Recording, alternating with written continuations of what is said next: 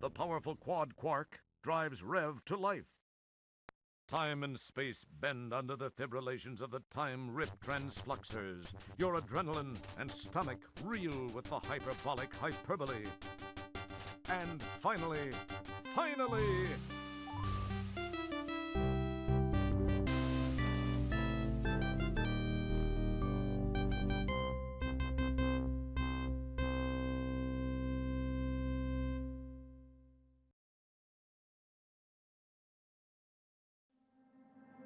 The birth of Jesus Christ came about this way. After his mother Mary had been engaged to Joseph, it was discovered before they came together that she was pregnant from the Holy Spirit. So her husband Joseph, being a righteous man, and not wanting to disgrace her publicly, decided to divorce her secretly. But after he had considered these things, an angel of the Lord appeared to him in a dream, saying, "Joseph, son of David, don't be afraid to take Mary as your wife, because what has been conceived in her is from the Holy Spirit. She will give birth to a son, and you are to name him Jesus, because he will save his people from their sins." Now all this took place to fulfill what was spoken by the Lord through the prophet. "See, the virgin will become pregnant and give birth to a son, and they will name him Emmanuel," which is translated, God is with us. When Joseph woke up, he did as the Lord's angel had commanded him. He married her, but did not have sexual relations with her until she gave birth to a son, and he named him Jesus.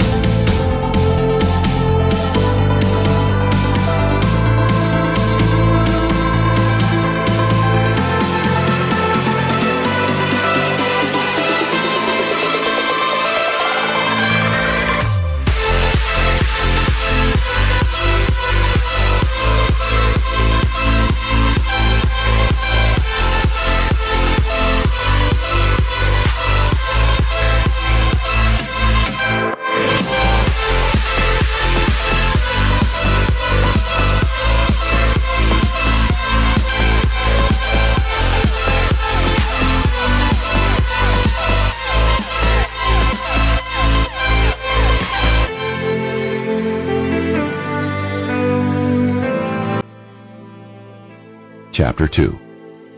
After Jesus was born in Bethlehem of Judea, in the days of King Herod, wise men from the east arrived in Jerusalem, saying, "Where is he who has been born King of the Jews?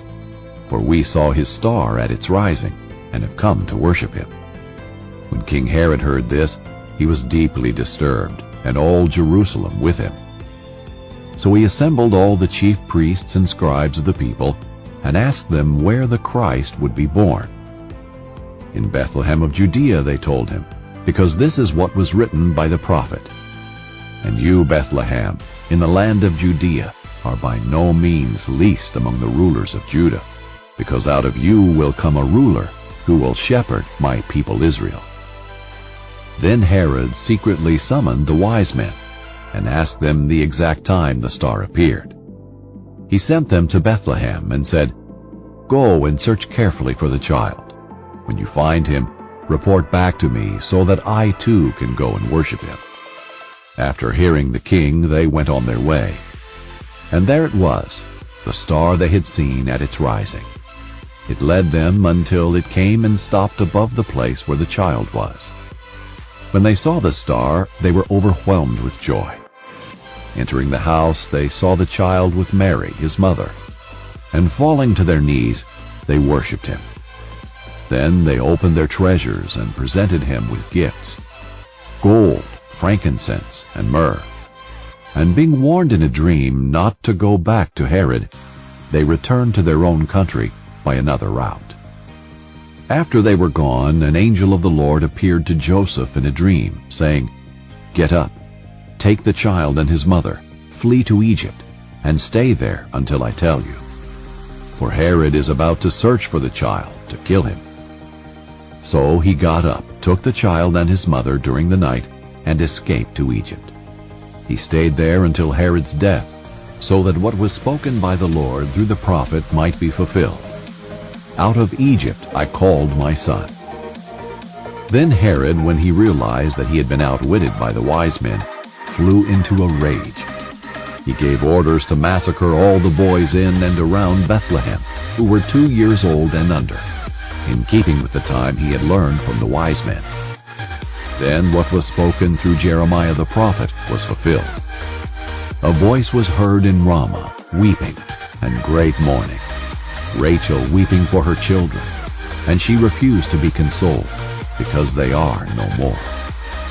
After Herod died, an angel of the Lord appeared in a dream to Joseph in Egypt, saying, "Get up, take the child and his mother, and go to the land of Israel, because those who intended to kill the child are dead." So he got up, took the child and his mother, and entered the land of Israel. But when he heard that Archelaus was ruling over Judea in place of his father Herod, he was afraid to go there. And being warned in a dream, he withdrew to the region of Galilee. Then he went and settled in a town called Nazareth, to fulfill what was spoken through the prophets, that he would be called a Nazarene.